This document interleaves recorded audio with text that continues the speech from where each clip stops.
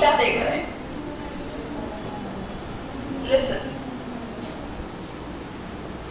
कल हमने रेनेसांस जब देखा था ना, तो उसके लास्ट पोर्शन में हमने देखा कि जब ये पुनर्जागरण वाला काल आया तो उसमें ज्योग्राफिकल डिस्कवरीज बहुत सारी हुई, यानी भौगोलिक खूब सारे खोज हुए और ऐसे लोग थे जो जहाजों में सवार पूरी दुनिया का चक्कर लगाकर आए। पहले तो विश्व में ये माना जाता था कि धरती फ्लैट है, पर ये लोग घूम कर आए, जहां से इन्होंने शुरू किया घूम घूम कर वापस वहीं पहुंच गए।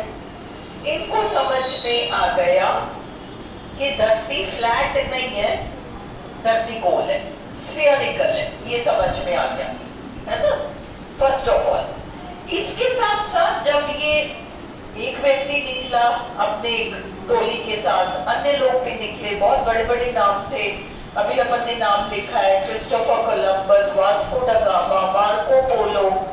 तो ये सब जब निकले ना, तो ये अलग अलग महाद्वीपों पे पहुंच गए, अमेरिकास तक पहुंच गए, केप ऑफ गुड होप तक पहुंच गए, है ना, इंडियन ओशन तक आए। ये सब जगह इन्होंने भ्रमण कर लिया। तो उसी संदर्भ में हम आगे इस बात को बढ़ा रहे हैं और अभी अपन केवल 3-4 नाम देख रहे हैं। फेमस जर्नीज, ये भौगोलिक यात्राएं फेमस हुई क्योंकि भौगोलिक यात्रा के बाद क्या हुआ, ये देखो, जब समुद्र पर जहाजों में बैठकर ये मार्को पोलो या वास्को ड गामा या ये क्रिस्टोफर कोलंबस, ये लोग जब यात्रा करके आए तो हुआ क्या? एक्चुअली हुआ ये कि समुद्री मार्ग व्यापार के लिए खुल गए। संसार में अर्थव्यवस्था को मजबूत क्या बनाता है? International trade. इंटरनेशनल ट्रेड, है ना। तो इंटरनेशनल ट्रेड का मतलब हमारे देश में कुछ है, हम उसे दूसरे देशों तक बेचते हैं, वहां बेचते हैं, वहां हमारा माल बेचते हैं और उनके पास जो है हमारे जहाजों में वो माल लद कर आता है, हम उसे खरीदते हैं। तो ये आदान प्रदान जो है ये तो जहाजों के माध्यम से होता था। तो जहाजों को मार्ग भी तो चाहिए, रूट तो चाहिए ना, कहां जाए, कौन से रास्ते से कौन से देश तक पहुंचे। तो इन भौगोलिक यात्राओं से समुद्री मार्ग खुले, पता चला समुद्री मार्गों का। अब एक देश आराम से यहाँ बैठकर दूसरे देश के साथ एक ट्रेड वाला संबंध बना सकता है, व्यापारिक संबंध बना सकता है, फिर अपना माल भेजेगा, खरीदेगा, चलता रहेगा। सबसे पहले अर्थव्यवस्था मजबूत हुई रेनेसांस काल में समुद्री मार्ग के खोजने की वजह से, ये हुआ। इसके अलावा क्या हुआ? इसके अलावा ये हुआ कि ये जितने भी ये बड़े बड़े ज्योग्राफिकल डिस्कवरर्स थे, इनको ज्योग्राफी के बारे में बहुत सारी चीजें पता चली। कल हमने पढ़ा था, पहले क्या मानते थे? पहले मानते थे कि धरती बीच में है और सूरज चक्कर काटता है, 24 घंटे में सूरज धरती का एक चक्कर काट लेता है और इसलिए रात और दिन हो जाता है। यही तो हमने पढ़ा था, हमने यही पढ़ा था। ओके, तो ये हमने फर्स्ट टाइम पढ़ी थी कि पहले तो ये माना जाता था कि धरती बीच में है और सूरज चक्कर काटता है। क्लियर?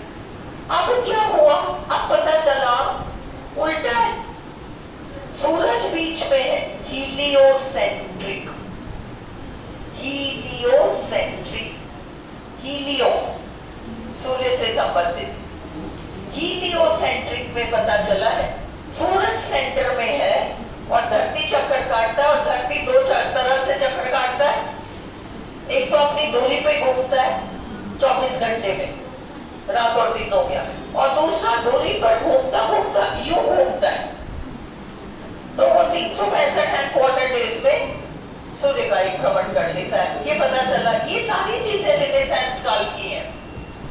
रेनेसांस काल में ही पता चला कि संसार में, वर्ल्ड में 2 हेमिस्फीयर्स है, गोलार्ध है ना, एंड एक गोलार्ध में एक सीजन है, तो उसके ऑपोजिट गोलार्ध में दूसरा सीजन चल रहा है। अगर हमारे यहाँ इस समय फलाना सीजन है जिसमें आम मिलता है, ये मिलता है, वो मिलता है, तो वो दूसरे गोलार्ध में वो नहीं होगा, ऑपोजिट होगा। फिर समय के साथ हमारे यहाँ वो सीजन आएगा तो हमारे यहाँ वो फल मिलने शुरू हो जाएंगे, वहां बंद हो जाएंगे। आजकल तो सब कुछ सब जगह मिलता है आर्टिफिशियली, कोई गलत बात है, कुदरती तौर पर। Is it clear to you? तो ये सारा रिनेसेंस का काम है। तो अपन केवल उन डिस्कवरर्स का नाम देख रहे हैं, एंड ज्योग्राफिकल डिस्कवरीज बहुत इंपॉर्टेंट है रिनेसेंस काल में। लिटरेचर तो खैर है ही सही। Famous journeys were undertaken by Ferdinand Magellan, Christopher Columbus, Marco Polo and other explorers. अब हम बहुत महत्वपूर्ण बात पर आते हैं, द फॉल ऑफ कॉन्स्टेंटिनोपल 29 मई 1473। और अब हम इसको समझे क्योंकि ये साहित्य से डायरेक्टली रिलेटेड है। ओके, अब हम इसका थोड़ा सा बैकग्राउंड समझेंगे। पहले जब हम हिस्ट्री पढ़ते हैं तो हम उसमें पढ़ते हैं बीसी, तुम सब वाकिफ हो, बीसी ईसा पूर्व, ईसा पूर्व, बीसी है ना, तो उसका पूरा नाम है बीसीई। बीसीई फुल फॉर्म है before Christian era. BCE before Christian era, ERA युग। बिफोर क्रिश्चियन ईरा का मतलब उल्टी गिनती चलती थी, 800, 799, 798, 797 चलेगा वो, और करते करते करते करते वो 1 तक आ जाए, 0 तक आएगा। फिर क्राइस्ट का जन्म होगा और वहां से एना डोमिनी एडी स्टार्ट हो जाएगा। अब सीधी गिनती चलेगी, अपन सीधी गिनती में चल रहे हैं। अपन के 2020 के बाद 19 नहीं आया, अपन के 20 के बाद 21 आया, 21 के बाद 22 आया, 22 के बाद 23 भी आएगा। It will go on. Is this clear to you?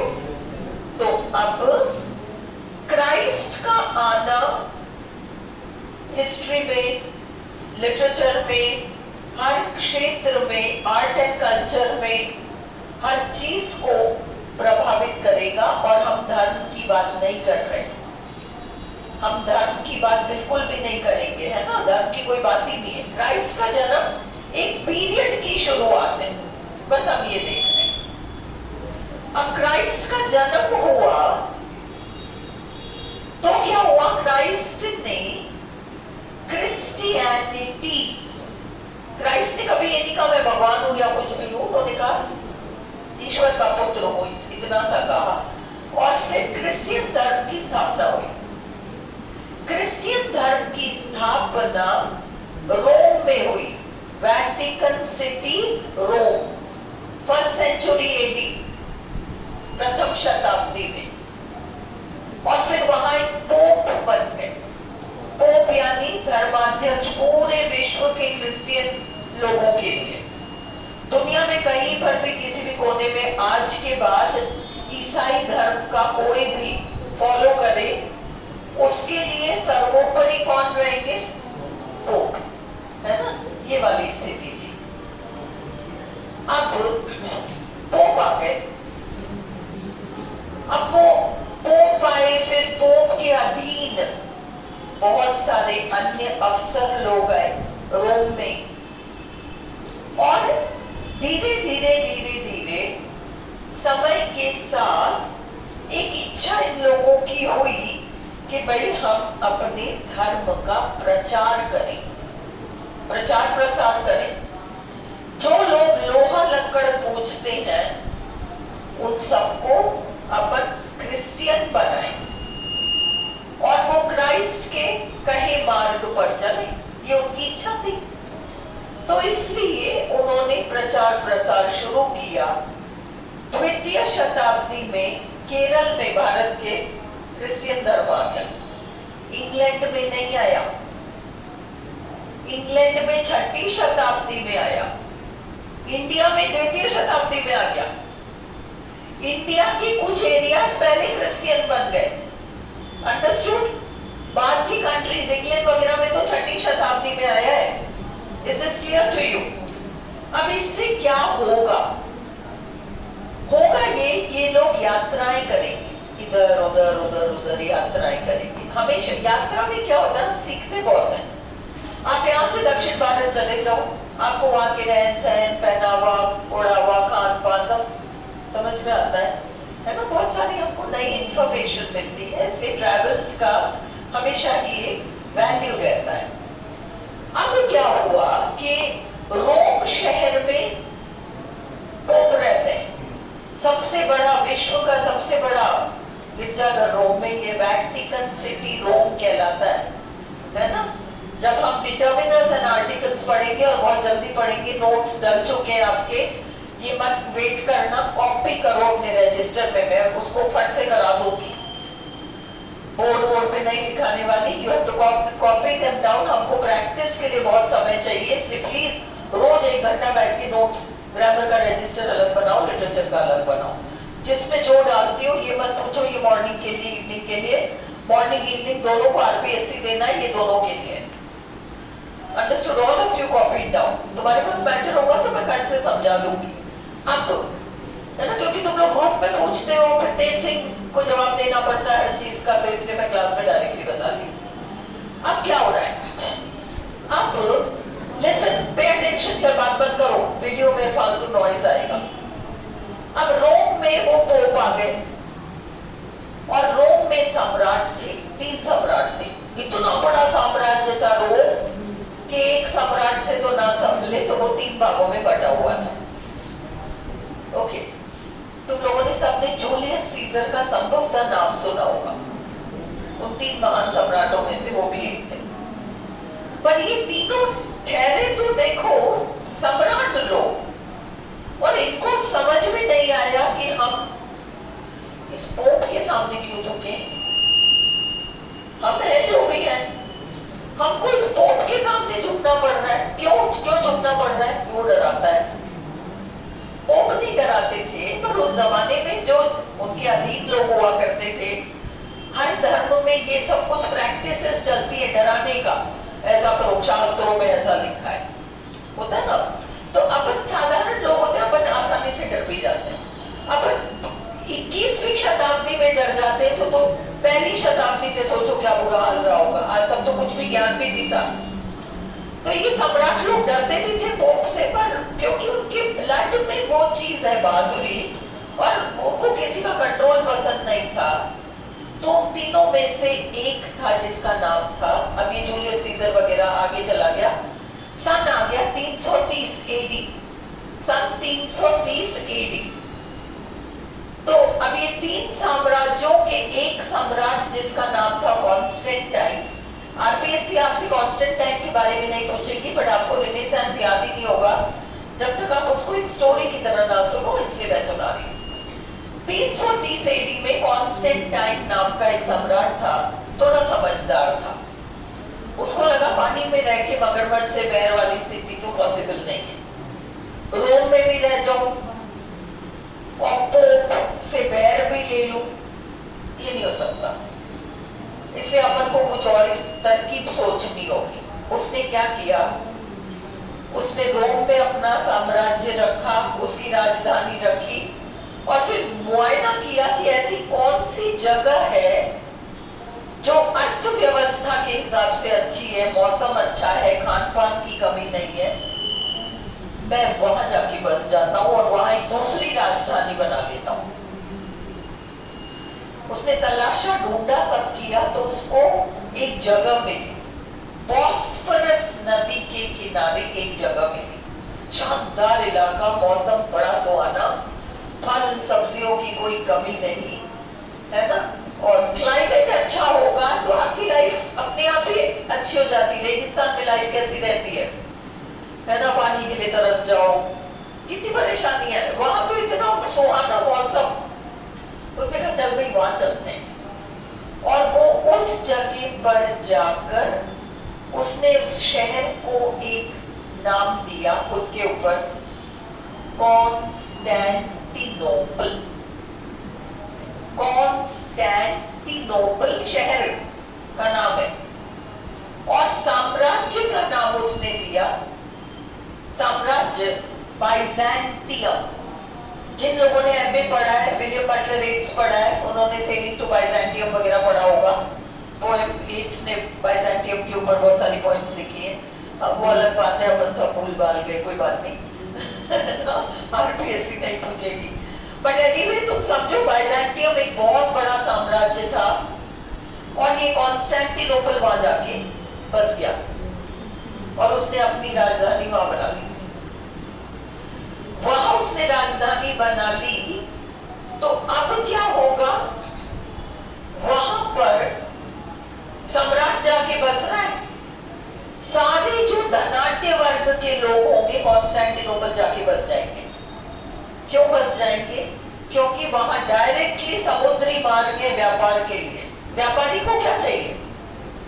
व्यापार करने के मौके चाहिए। तो कॉन्स्टेंटिनोपल बॉस्फोरस के किनारे स्थित, वहां व्यापार के इतने शानदार मार्ग, पता नहीं कौन से देश से कनेक्शन बन सकता है, सारे लोग वहां जाके बस गए। संसार का सबसे समृद्ध इलाका ये था, बाइजेंटियम। अंडरस्टूड? पेंटर्स, लेखक, ये लोग तो आधे फटे कपड़े, आधा पेट खाया हुआ, ये वाला वर्ग हुआ करता था। ये किस पर डिपेंडेंट थे? आश्रित किस पर थे? धनवान वर्ग पर। जब वो धनवान वर्ग वहां चला जाएगा तो कलाकार, चित्रकार, लेखक वहां बैठ के क्या करेगा? कहां जाएगा? कॉन्स्टेंटिनोपल जाएगा। आप उस कॉन्स्टेंटिनोपल को देखो, सारे सेठ साहूकार, सम्राट का रेगुलर आना जाना, धनवान वर्ग, लेखक, कलाकार, चित्रकार, मूर्तिकार, जेवर बनाने वाले लोग, राजाओं के मनोरंजन के लिए क्या बनाते थे? कॉन्स्टेंटिनोपल के वो सारे जो ज्वेलर्स एंड आर्टिस्ट थे, सोने चांदी के पेड़ बनाते थे। आजकल हम गुड़िया खरीदते बाजार में, मम्मा पापा गाती हो, है ना, कहीं से उसको पकड़ो तो वो गा देती है, उसका पेट दबाओ तो कुछ नहीं बोल देती है। टेक्नोलॉजी, तब कोई टेक्नोलॉजी नहीं था बाइजेंटियम में, पर बाइजेंटियम के कलाकार, सुनार, ये सारे लोग राजाओं के मनोरंजन के लिए सोने चांदी के पेड़ बनाते थे। उन पर सोने चांदी के नाइटिंगेल नामक बर्ड्स बिठाते थे और बाकायदा वो बर्ड्स गाना गाया करती थी।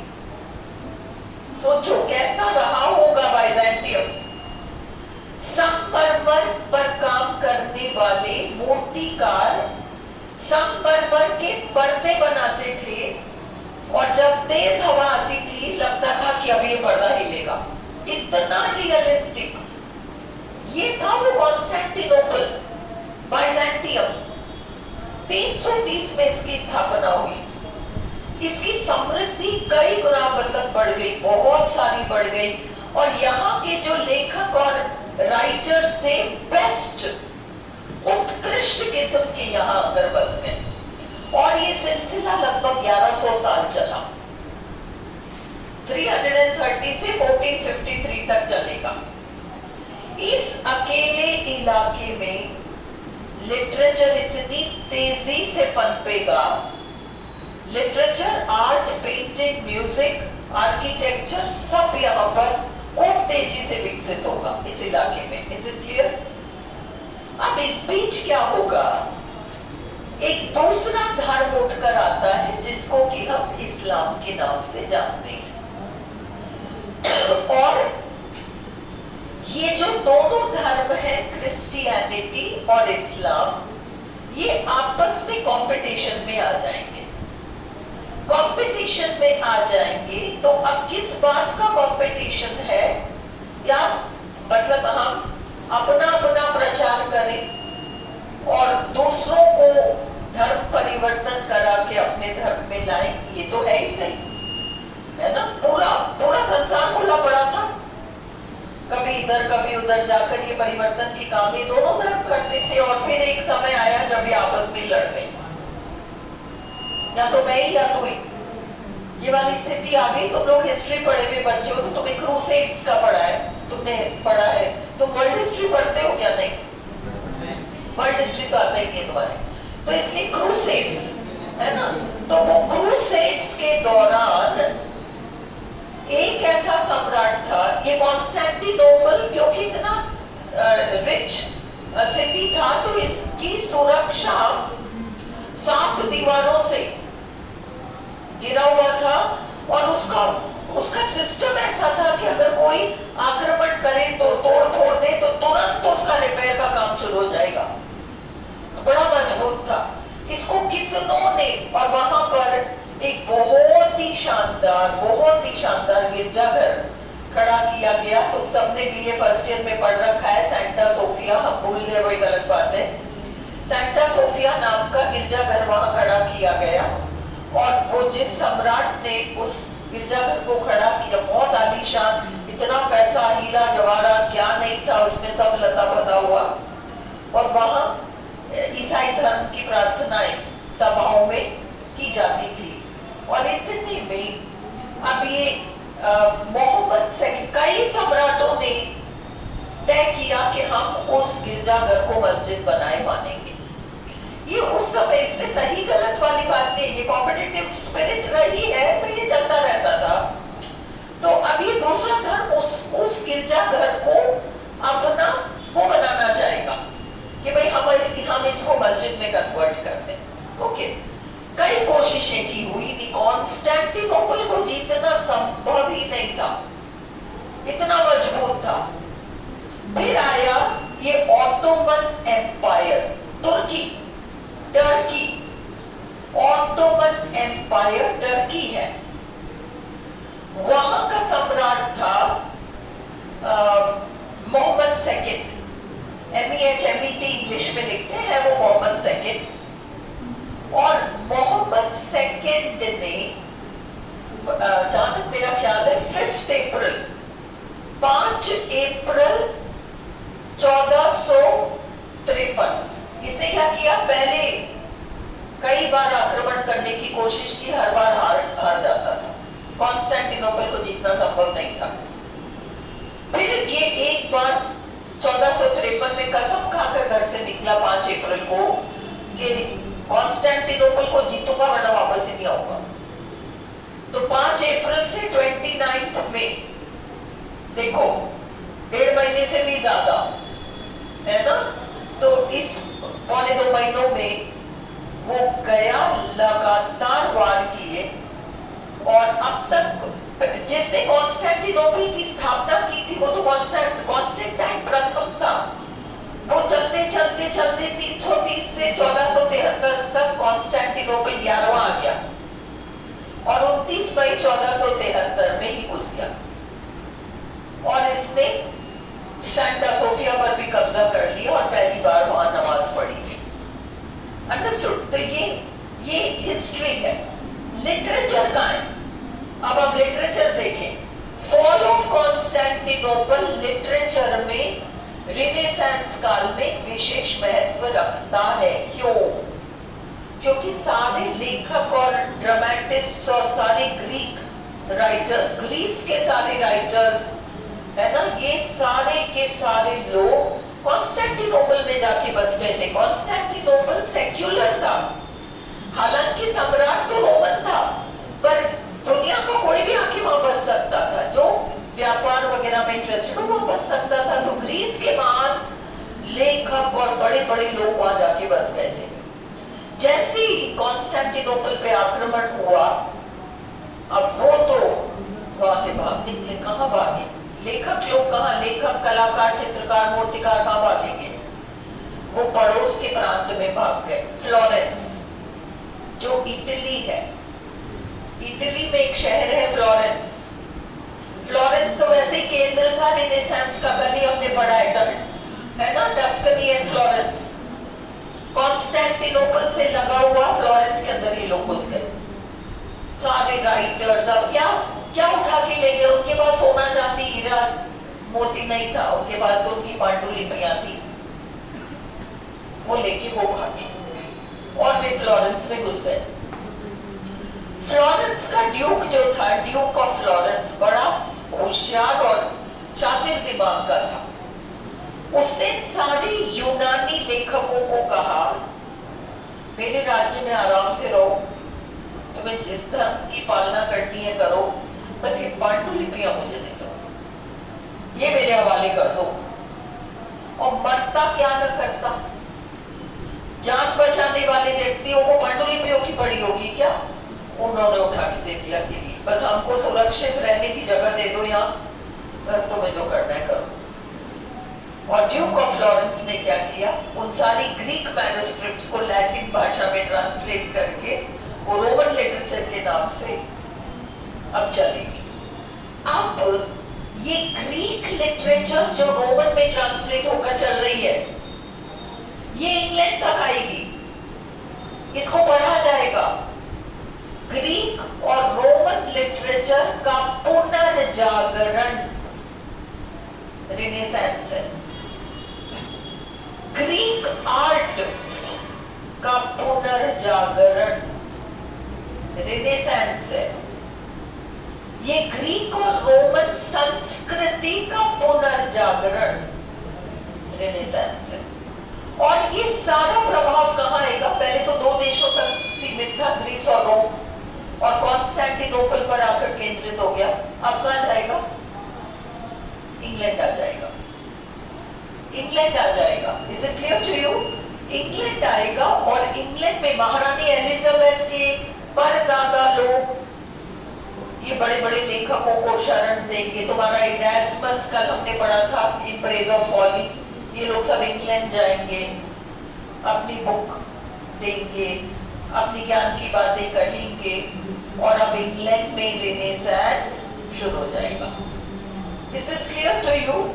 फॉल ऑफ कॉन्स्टेंटिनोपल इसलिए इंपॉर्टेंट है क्योंकि रिनेसेंस ने जोर पकड़ा लिटरेचर के क्षेत्र में फॉल ऑफ कॉन्स्टेंटिनोपल से। और फॉल ऑफ कॉन्स्टेंटिनोपल क्या है, वो मोहम्मद सेकंड का कॉन्स्टेंटिनोपल में घुसकर सेंटा सोफिया नाम की गिरजाघर को मस्जिद में कन्वर्ट करके। तुम लोग लिटरेचर के स्टूडेंट्स हो, तुम्हें एक्चुअली घर जाके गूगल करना चाहिए, पहले सेंटा सोफिया कैसे दिखता था, उसकी दीवारें कैसी थी, क्रिश्चियन धर्म की तस्वीरें वगैरह, हीरे मोती जवाहरात सब में है ना बने हुए। और फिर जैसे ही ये मस्जिद बना तो फिर वो कला और संस्कृति बदल जाएगी। उन दीवारों पर तस्वीरें होंगी पर अब इस धर्म से जुड़ी हुई तस्वीरें होंगी, वही कीमती हीरे मोती जवाहरात। Do you understand? तो तुम्हें अपने इंटरेस्ट के लिए चीजें देखनी चाहिए, तो तुम्हें लिटरेचर इंटरेस्टिंग लगेगा। This is the fall of Constantinople. मैंने आपको समझा दिया, एक बार जस्ट रीडिंग लगवा देती हूँ। The fall of Constantinople, 29th May 1453. It was the capture of the Byzantine Empire. Byzantine Empire जो यूनानी साम्राज्य था उसको कैप्चर किया गया by the Ottoman Empire. Ottoman Turkish Empire है। सुल्तान मेहमेद II, सुल्तान मेहमेद द्वितीय जो है, कॉन्कर्ड बाइजेंटियम, इन्होंने बाइजेंटियम पर हमला करके उसको जीत लिया। सेवरल बाइजेंटाइन स्कॉलर्स, बाइजेंटियम के कई विद्वान migrated to Italian cities. Migrated स्थान परिवर्तन करना, इटली के शहरों में चले गए, जैसे फ्लोरेंस, मैंने बताया ना पड़ोस का प्रदेश था, वहां घुस गए कॉन्स्टेंटिनोपल से। This led to the revival, इससे पुनर्जागरण हुआ of Greek and Roman studies, यूनानी और रोमन स्टडीज का, लिटरेचर वगैरह के बारे में बहुत सारी बातें पढ़ी गई, पढ़ाई गई। चलो अब हम मॉडर्न एज करते हैं। अब मॉडर्न एज खोलो। और ये मत कहो कि मैं लिटरेचर एक बार करा चुकी हूँ, फिर तुम में से आधे कहते हो नहीं कराया, फिर मैं बार बार रिपीट नहीं कराऊंगी। और अब ये जो दो नए बच्चे, इनके लिए भी वो पुराना लिटरेचर कल कंप्लीट कर लो, फिर हम ग्रामर पे वापस चले जाएंगे। अंडरस्टूड? एक बार कल जितना भी लिटरेचर है कॉपी डाउन करके एंड इसको कंप्लीट करवा लो। चलो आज हम करते हैं the modern age. Okay, modern age नया था, इसको बंद कर दो, वापस स्टार्ट करो, बहुत लंबा वीडियो हो जाएगा।